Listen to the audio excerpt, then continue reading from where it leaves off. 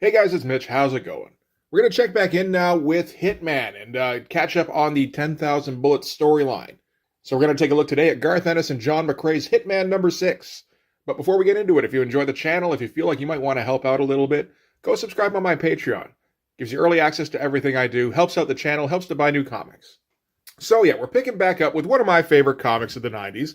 It's one of the more versatile comics that kind of hit the shelves, in that it can do action and more often do comedy, but it can also do things like pathos, which is actually what we're going to get a fair amount of in this issue.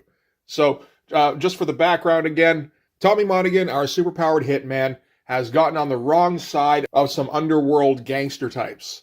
Particularly in this case, Mo Doubles. Well, because it was Mo and Joe Doubles, and then Joe got himself killed. So now, yeah, Mo is blaming Tommy for this. And he's hired Johnny Navarone, the best killer in the world, to track Tommy down. And at the end of the last issue, that was exactly what he had done. He had finally caught up with them, and it's like, okay, I guess this game's over. But Garth Ennis is pretty good at plot twists, so we can see how this one's going to unfold. We'll dive in with the cover first. Not a great cover, which is actually kind of standard for Hitman. You know, there's some good ones here and there, but for the most part, they're just kind of functional. They just give you an idea of what's going to happen. Like, as far as a drawing goes, it's okay. Like, if you commission this, I think you'd be like, yeah, that turned out all right.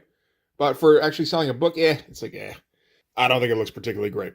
The only other thing really worth pointing out on this is the subtitle here, 10,000 Bullets. It says part 4 of 4, which is incorrect. It's part 3 of 4. So, just weird little typo. All right. So, we're going to open things up with Johnny Navarone telling us about basically what his life is like, where he travels from town to town. Every town he goes to, there's new guys who nobody messes with. They're the toughest guys anybody's ever seen. Probably the best in the world until Johnny Navarone shows up and shoots him in the head. And then he moves on to the next town. And then what do you know? There's a guy who nobody screws with, everybody's scared of, blah, blah, blah. And he says himself, all crap, of course. No one comes anywhere near being the best. I never dream of calling myself that. After all, why state the obvious? So, Johnny Navarone is a character straight out of a Western. He's almost not so much an assassin as he is like a gunfighter, which kind of falls in line. I'd say the biggest genres that Garth Ennis seems to really enjoy writing about are crime fiction, war stories, and Westerns. Kind of standard dude fare. And yeah, he just continued shooting Tommy. And honestly, I think this would have been a better cover for the issue than the cover we got, but that's okay. It's a pretty good splash page. It's a tough angle to draw, but yeah, John McCrae, I don't know, it's weird because every once in a while you start slipping. He's got a little bit of that like Derek Robertson thing, where every once in a while it's like, okay, but how well can he really draw? And then you look closer, it's like, oh, pretty well actually. It's just partially a function of speed, partially a function of, I think, just trying to deliver what the story needs. Which in this case, it doesn't have to be fucking photorealistic. All right, so Tommy's buddy Nat wakes up, because at the end of the last issue, they just kind of both got hit, as well as Night Fist, who was the target that they had used to lure Tommy and Nat so that they could trap him with Johnny Navarone. It does bother me a little bit that DC now, undoubtedly owns the copyright to Night Fist. I could totally use that, but oh well. So yeah, they're coming too, and Johnny Navarone is just he's milking his scene here, right? This is the big showdown. So he takes his time. You get the feeling he's done this for a while. And he gives Nat time to grab a grenade. That's all he's got in range, which he tosses. Big explosion sends Johnny flying. In the confusion, Nat's able to snap up Tommy here and get them to the car. Not before taking a shot through the leg himself, though.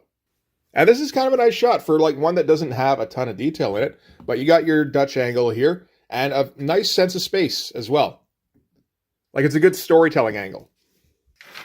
So yeah, Nat's able to shove him into his car and gets his hat on the sucking chest wound that Tommy's sporting. And we see the just wrong sight here of Nat with no hat on. And they got to figure out where they can take Tommy. I kind of like how a hospital isn't even brought up as an option because, they're both guys who are in the same kind of line of work, really. They know the deal. You don't show up at the hospital with gunshot wounds. So okay, where do we go? Do we go to Pat's? He's like, well, no, Pat's out. Pat passes out at the sight of blood. So the only other option is Sean, but he's never going to make it to Sean's in the shape he's in.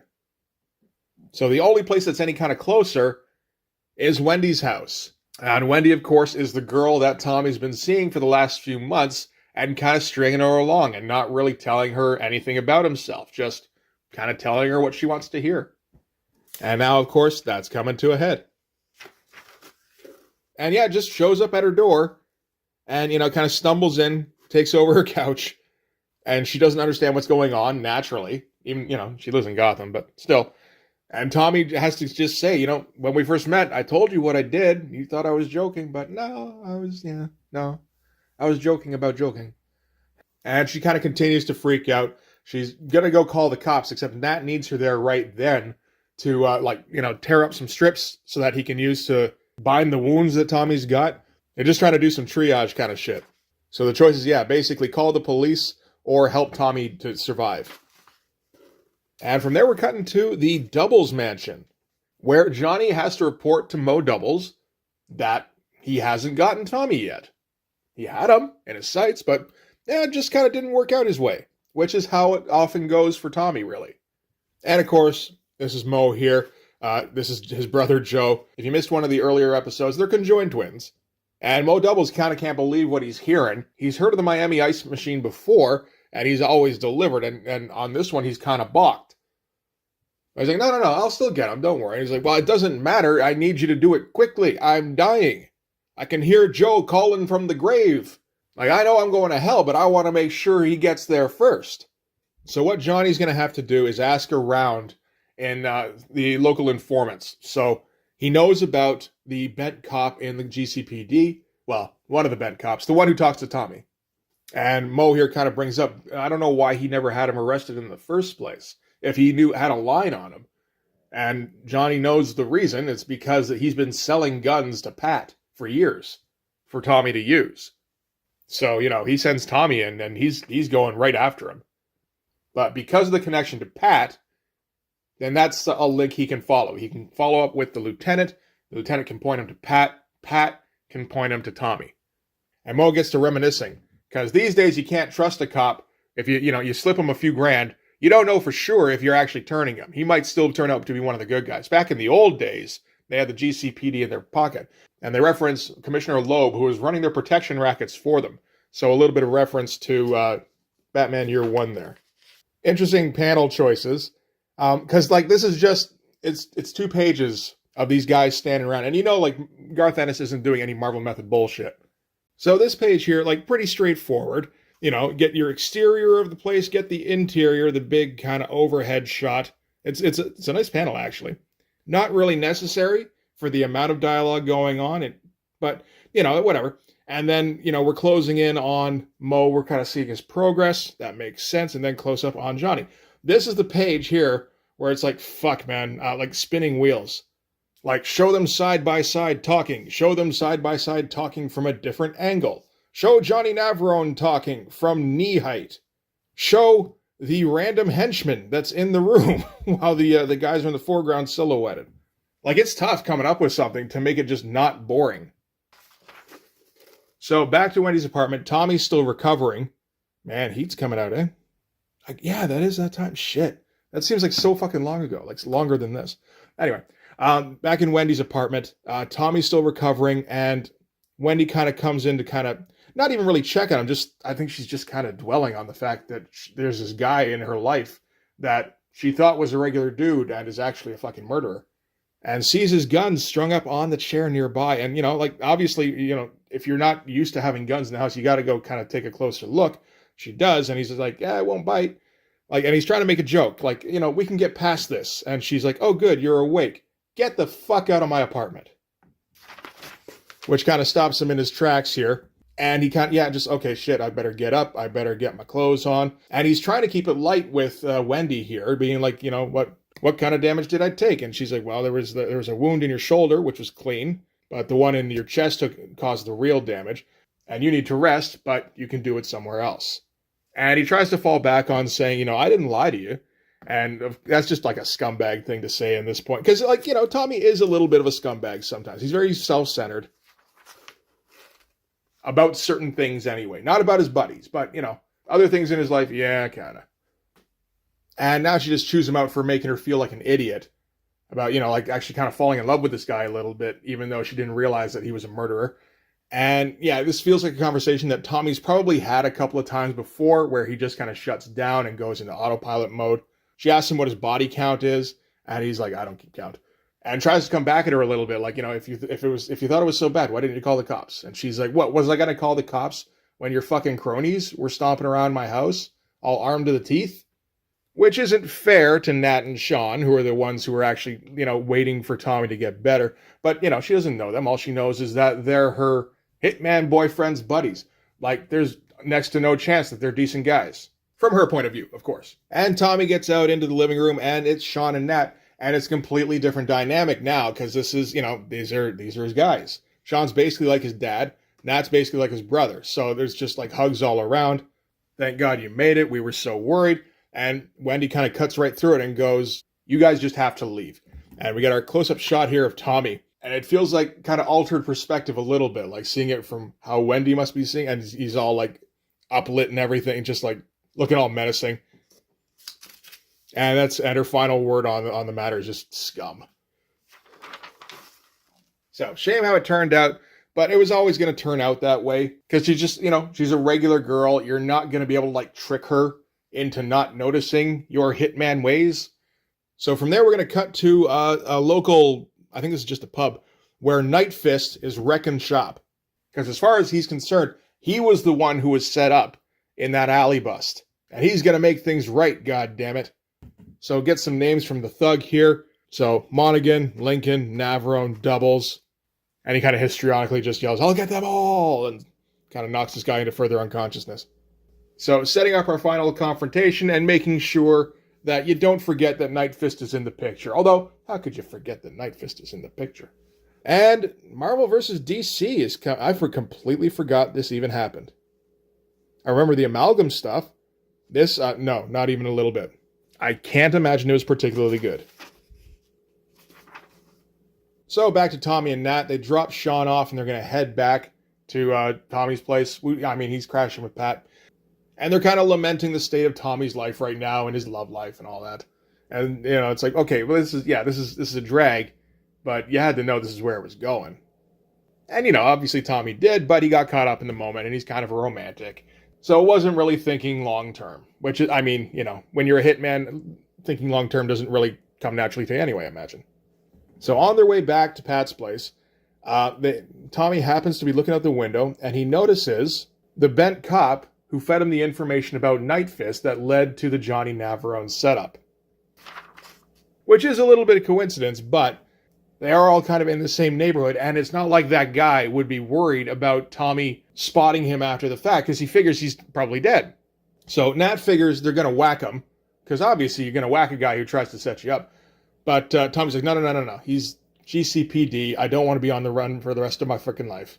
So they come up with a better idea, which is this guy comes up to the edge of the curb to eat his street dog, and they go screaming past and run over his feet on the way. Which is pretty great. Nice little reaction shot, and going over the panel borders so you can't really miss it. So they get to Pat's place, and they're on their way up, and they're kind of talking about how he's been lately, because Pat's been dealing with a lot of shit. And that confirms that Pat did come by to check in on him when he was at Wendy's, but he didn't stay too long. Tommy figures he's still twitchy after the thing with Hackin, which is, Hackin called him out for being like a coward, basically. Nat figures, I don't know. I think it's probably more likely when we first showed up at the bar, you introduced me as your best buddy, and Pat kind of looked like he stuck a knife in him. Which leaves Tommy in an awkward spot, just like, oh man, I didn't mean to hurt anybody's feelings. Just, fuck, all right. So, he figures they'll sort it out. They get into Pat's place here. Pat doesn't seem to be home. So Nat goes off to use the bathroom. Just these candid shots of Pat's apartment where it looks all grungy and shit, and it's just full of crap. It's really nicely drawn crap. Anyway, moving on. They get into the bathroom, and they find Pat, and Johnny Navarone follow the breadcrumbs from the bent cop to Pat. So he's already been here. And Pat is still alive, but it's just barely. And it turns out Pat didn't talk when Johnny Navarone was asking him about his buddy Tommy, because of all the shit he's been going through recently, because of Hackin calling him out for being a coward, because of Tommy, at least for the moment, kind of regulating him to second best friend. So he had a few things to prove, and they pull the plug on the tub to see what the damage is before they decide to move him. And they don't show us what the damage is, but it's bad enough they're not even going to think about it now. And Tommy just tells Pat not to look, and he asks Nat to give them a minute. So Nat leaves the bathroom, and Tommy and Pat have a quick moment while Pat asks him if he's still up for moving to New York, because that was the dream, was the two of them shuttling off to New York. And he's like, shit, yeah, man, we're absolutely doing that still. Like giving the dying guy just something nice to think about. And then at the end, not wanting to suffer anymore, puts the gun under his chin here. And it's kind of harrowing stuff. Almost as harrowing as this shot of Superman, but not quite. And yeah, cut to Nat outside, get the gun shot. Tommy walks out. Nat's got a couple of smokes ready for him. And he goes, so what's the plan? Tommy tells him the plan is to go up to the Double's house and kill everything that moves. And Nat says, cool. And that's the end of chapter 3. Next chapter is Slaughterhouse. But yeah, this is a very different tone from what we've had previously in Hitman, but it does still fit. Like, you know, it being a Hitman's world, the circumstances are absolutely appropriate, particularly if you've watched any crime movies, particularly like Hong Kong crime movies. I think that's Garth Ennis' particular thing. And yeah, usually this book kind of comes off as goofy, but this particular issue has been kind of trending towards just an unsettling tone, and it just kind of built up until this. I think it works absolutely. And it kind of sets a precedent for Tommy for the rest of the series, really, which is that his buddies keep dying because of the line of work he's in, and the line of work they're in, for the most part. So like I said, it's just a cool turn for this comic, and one you might not have been expecting up until now. But you kind of have to get used to it because it is something that is going to keep popping up in future. So anyway, that's going to do it for Hitman number 6. Next time we'll take a look at the conclusion of 10,000 Bullets, the undoubtedly bloody finale. I mean, this is a DC PG kind of book, but I think they'll find a way to up the intensity and the bloodshed. So I'm looking forward to that, but for this one, that's going to do it. So thanks very much for watching. If you like this video, please hit like, hit subscribe, hit the notifications so you know when the next one's coming out. Go over and subscribe on my Patreon. It gives you early access to everything I do, from the Blood Force stuff to the YouTube videos before they get uploaded to YouTube, as well as some Patreon exclusive content. You can also follow me on Instagram and DM me there for commissions, and you can join the Blood Force Discord server. So yeah, that'll do it. Thanks again for watching, guys. I'll see you in the next one. Bye-bye.